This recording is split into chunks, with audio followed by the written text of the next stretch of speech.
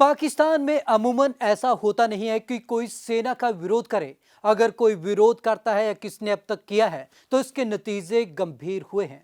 नमस्कार, मैं हूं विवेक शर्मा। पंजाब केसरी टीवी चंडीगढ़ देख रहे हैं आप।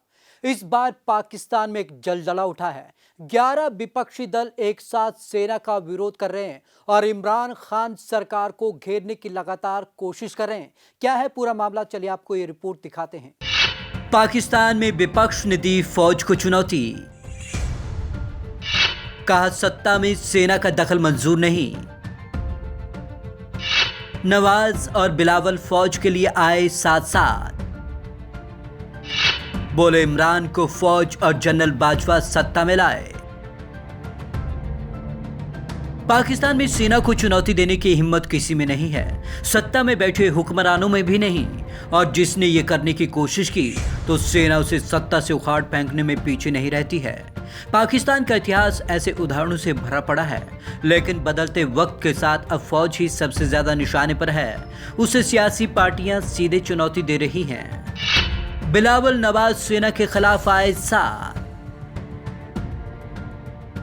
पाकिस्तान पीपुल्स पार्टी के युवा अध्यक्ष बिलावल भुट्टो जरदारी काफी वक्त में यह काम कर रहे हैं, लेकिन अब पूर्व प्रधानमंत्री नवाज शरीफ भी उनके साथ आ गए हैं। इसके अलावा मौलाना फजलुर रहमान भी फौज पर तंज कसने में पीछे नहीं है। खास बात यह है कि इमरान खान को सत्ता से हटाने के लिए तीनों ही साथ में आ चुके हैं। बिलावल ने की शुरुआत। 2018 में इमरान खान प्रधानमंत्री बने, तभी से उन पर आरोप लग रहे हैं कि वे फौज के जरिए कुर्सी तक पहुंचे। बिलावल 2 साल से अपने भाषणों में इस बात को दोहराते आ रहे हैं। अब नवाज भी साध रहे फौज पर निशाना। अब नवाज की पार्टी भी इसी रास्ते पर चल रही है। विपक्ष एकजुट होकर इमरान सरकार को गिराने के लिए सड़कों पर उतर चुका है। सरकार एक के बाद एक विपक्षी नेताओं को जेल में डाल रही है।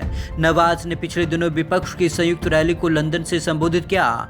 उन्होंने कहा कि फौज ने पिछले चुनाव में धांधली की, इसकी वजह से लोगों का उस पर से भरोसा टूटा। इमरान से उतनी दिक्कत नहीं है जितनी फौज की गलत हरकतों से है। उसे सियासत से दूर होना चाहिए। फौज के साथ ही नवाज ने ISI पर भी तंज कसे, इसलिए नवाज सेना से हैं खफा। नवाज 1993 में पहली बार PM बने, तब राष्ट्रपति ने फौज के इशारे पर उन्हें हटाया। 1999 में जब फिर प्रधानमंत्री बने तो परवेज मुशर्रफ ने सत्ता हथिया ली। देश में फौजी हुकूमत आई।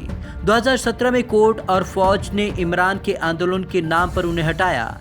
नवाज को तीनों बार सत्ता सेना की वजह से खोनी पड़ी। अब इस परेशानी को खत्म करने के लिए विपक्ष को एकजुट करने में कामयाब हो रहे हैं। फौज से टकराने को तैयार बिलावल भुट्टो ने फौज को सीधे चेतावनी दी है कि वो सियासी मामलों से दूर रहे। उन्होंने पिछले दिनों धमकी दी कि अगर फौज सरकार का समर्थन बंद नहीं करती तो विधानसभा और संसद से भी चुने हुए प्रतिनिधि इस्तीफा दे देंगे। बिलावल ने कहा कि उन्हें समझ नहीं आता कि पोलिंग बूथ के अंदर और बाहर फौजियों की तैनाती क्यों की गई। गिलगित बाल्टिस्तान में 5वां राज्य बनाने पर हमें आपत्ति नहीं, लेकिन ये काम संसद के बजाय फौज क्यों कर रही है। 11 पार्टियां और एक बैनर।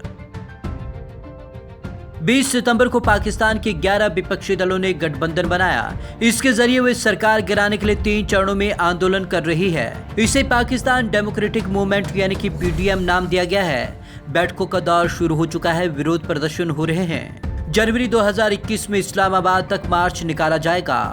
बिलावल और नवाज इमरान को सिलेक्टेड प्राइम मिनिस्टर कह रहे हैं। Bureau report, Punjab Kesari TV Chandigarh. इस बार विपक्ष लगता है किसी को बख्शने के मूड में नहीं है। उसने सीधी चुनौती सेना को दी है, साथ ही सरकार को भी चेतावनी दी है। 11 पार्टियों का ये आंदोलन किस ओर जाता है, ये देखने वाली बात होगी।